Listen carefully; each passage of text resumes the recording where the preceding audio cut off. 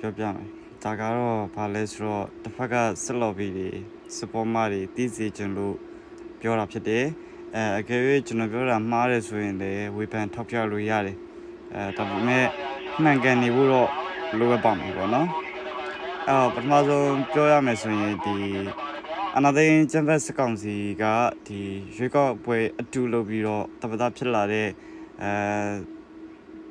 ရွေးတူသမ္မတမင်းအောင်လှိုင်ကဒီနိုင်ငံတော်ငြိမ်းချမ်းဖို့ရအတွက် PDF တွေအလင်းဝင်ဖို့သူ့အနေနဲ့ဖိတ်ခေါ်တယ်တချို့တဝက်ကလည်းဒါအလင်းဝင်တဲ့သူတွေရှိပါတယ်ပေါ့နော်အမောင်ပတ်ချမ်းကိုကူပြောင်းသွားတဲ့သူတွေရှိပါတယ်အမောင်ပတ်ချမ်းကိုမကူပြောင်းမဲနဲ့ဆက်လက်ပြီးတော့တောထဲမှာလက်နက်ကင်ပြီးတော့အနာသိန်းကျန်းဖက်စကောင်စီကိုလူထုအတွက်တိုက်ခိုက်ပေးနေတဲ့တော်လိုင်းရဲဘော်တွေလည်းဒုနှစ်တီအများကြီးကြန့်ရှိပါသေးတယ်အဲ့တော့စစ်ကောင်စီအနေနဲ့တကယ်နိုင်ငံတော်ငြိမ်းချမ်းခြင်းနဲ့ဆိုရင်သူ့အနေနဲ့လောက်ရမှာတစ်ခုတည်းပါဘာလဲဆိုတော့စစ်တမ်းလျောက်ကိုသူပြန်ဖို့လိုအပ်ပါတယ်တရောဩဇာကိုသူညှင်းပယ်ဖို့လိုအပ်ပါတယ်တရောဩဇာမှမဟုတ်ပါဘူးပြည်ပနိုင်ငံတွေရဲ့ဩဇာတွေကိုသူညှင်းပယ်ဖို့လိုအပ်တယ်ပြီးတော့စစ်တမ်းလျောက်ကိုပြန်ပြီးတော့ပြည်သူလူထုရဲ့မြစ်တာကိုလက်ခံဖို့လိုအပ်တယ်ပြည်သူလူထုရဲ့မျက်နှာကိုမူဖို့လိုအပ်တယ်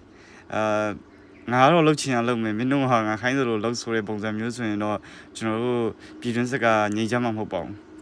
နောက်10နှစ်နေလဲပြည်တွင်းစစ်ကငြိမ်းချမ်းမှာမဟုတ်ဘူးငါလဲဒါလုပ်မယ်မင်းတို့လဲဒါလုပ်ဆိုရင်တော့ငြိမ်းချမ်းကောင်းငြိမ်းချမ်းနိုင်ပါတယ်အဲ့တော့ Federal Democracy စနစ်ကိုတကယ်ကျင့်သုံးမှဆိုရင်တော့စစ်တပ်နေရာမှာစစ်တပ်ရှိဖို့လိုအပ်ပါတယ်လွတ်တော်ထဲမှာစစ်တပ်ရှိနေဖို့မလိုအပ်ပါဘူးပြီးတော့အုပ်ချုပ်ရေးကဏ္ဍတွေမှာလည်းဒီကာကွယ်ရေးတပ်တွေကဝင်ရောက်ဆွတ်ဖက်မယ်ဆိုရင်ပို့ပြီးတော့အခြေအနေတင်းမာလာမယ့်အနေအထားတစ်ခုရှိပါတယ်ဒါကြောင့်မလို့အကြံဖက်အာဏာသိမ်းစစ်ကောင်စီရွေးတုသမ္မတမင်းအောင်လှိုင်အနေနဲ့ဒီနိုင်ငံတော်တကယ်ငြိမ်းချမ်းတာယာစေချင်တဲ့ဆိုရင်စစ်တမ်းလျောက်ကိုပြန်ဖို့လိုအပ်ပါတယ်ယူနီဖောင်းမလဲပဲနဲ့ပင်စင်အနားယူမယ်ဆိုရင်တော့ပြည်သူလူထုကလက်ခံအောင်မှာပါအဲ့တော့ကျွန်တော်ပြောတာမှားတယ်ဆိုရင်လည်းဝေဖန်ထောက်ပြပါဒါပေမဲ့ကျွန်တော်အနေနဲ့ကတော့စစ်ကောင်စီစစ်တမ်းလျောက်ကိုမပြန်ဘဲနဲ့ပြည်တွင်းစစ်ငြိမ်းဖို့ဆိုတာတော့လုံးဝမဖြစ်နိုင်သလိုကျွန်တော်တို့တွေကလည်းအာဏာသိမ်းချက်ဖက်စစ်ကောင်စီပေါ့နော်ရန်သူစီမှာဒူးထောက်ဖို့ရအတွက်ဆန္ဒလုံးဝမရှိပါဘူးလို့ပြောကြားလိုပါတယ်ကျွန်တော်ကတော့ရဲဘော်စလိုက်မှာစနိုက်ဝင်ကြောက်ဖို့ local PDF ရဲ့တပ်ဖွဲ့တာဝန်ခံဖြစ်ပါတယ်